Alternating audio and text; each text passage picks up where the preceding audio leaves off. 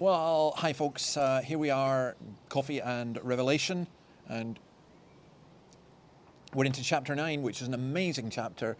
It's full of very heavy imagery, and at the end of this I think I'll put you to a link to a song that makes use of that imagery, which you might be a bit surprised at. We're at chapter 9, verse 1. The fifth angel sounded his trumpet, and I saw a star that had fallen from the sky to the earth. Now, the star that has fallen, I'm going to explain this as we go along. The star that has fallen is clearly the devil. The abyss, by the way, we talk about falling into the abyss. The abyss in this time was, the star was given the key to the shaft of the abyss.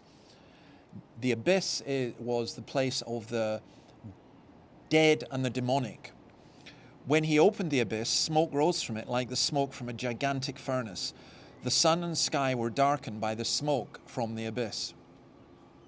William Hendrickson writes that this is the smoke of deception and delusion, of sin and sorrow, of moral darkness and degradation that's constantly belching up out of hell.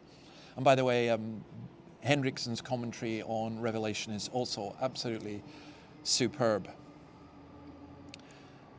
And now the image gets worse. From verse 3, and out of the smoke locusts came down on the earth and were given power like that of scorpions of the earth.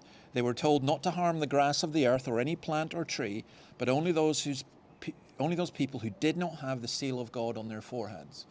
Leave the creation, harm those who don't have the seal of God. They were not allowed to kill them, but only to torture them for 5 months. And the agony they suffered was like that of the sting of a scorpion when it strikes. During those days, people will seek death, but will not find it. They will long to die, but death will not elude them. The locusts looked like horses prepared for battle. On their heads they wore something like crowns of gold, and their faces resembled human faces. Their hair was like women's hair, and their teeth were like lions' teeth. They had breastplates like breastplates of iron, and the sound of their wings was like the thunder of many horses and chariots rushing into battle. They had tails with stings like scorpions, and in their tails they had power to torment people for 5 months. They had as king over them the angel of the abyss, whose name in Hebrew is Abaddon, and in Greek is Apollyon, that is, destroyer. The first woe is past, 2 other woes are yet to come.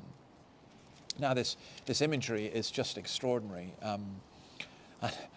The locusts, let's just talk about the locusts. What are they? These locusts who have stings like scorpions, who torture human beings. They look like horses, they wear something like crowns of gold, they have teeth like lions, they have breastplate of iron, and wings that sound like thunder. Now, please don't take this picture literally. These are not real locusts. These are pictures of demonic powers referring back to the prophecies of the Old Testament. Particularly Joel 1 and 2. Joel 1:6, for example, a nation has invaded my land, a mighty army without number. It has the teeth of a lion, the fangs of a lioness. This is I think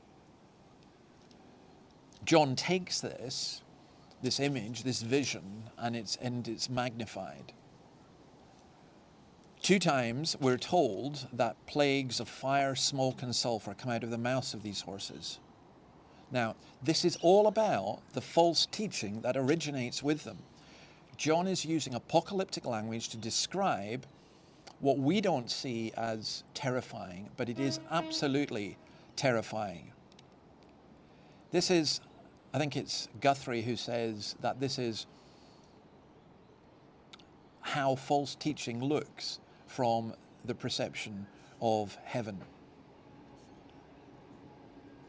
The destroyer, that's an amazing passage.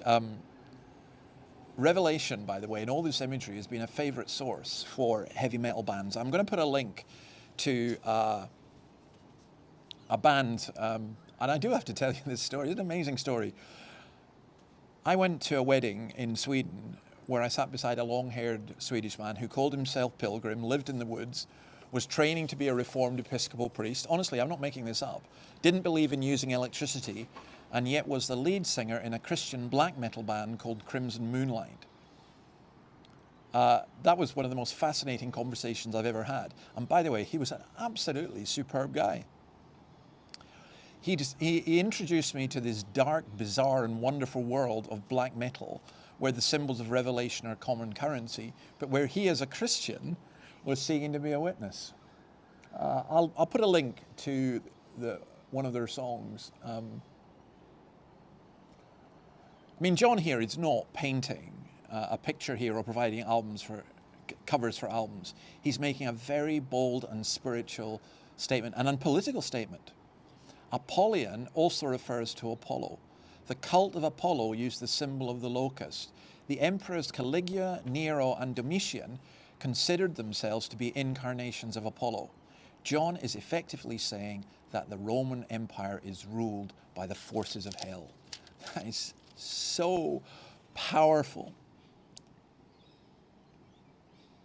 There are a lot of people in this world who reject Christ as their king, who would never admit that they're serving the devil. Bob Dylan is right. You've got to serve somebody. It may be the devil or it may be the Lord, but you have to serve somebody.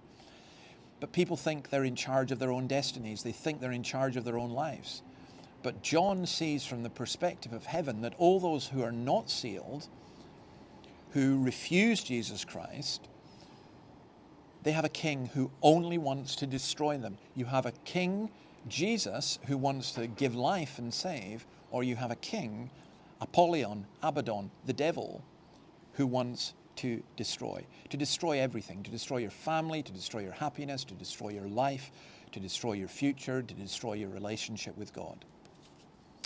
Well, thank goodness there is a king who's greater than Abaddon, Apollyon, or Lucifer and his locusts.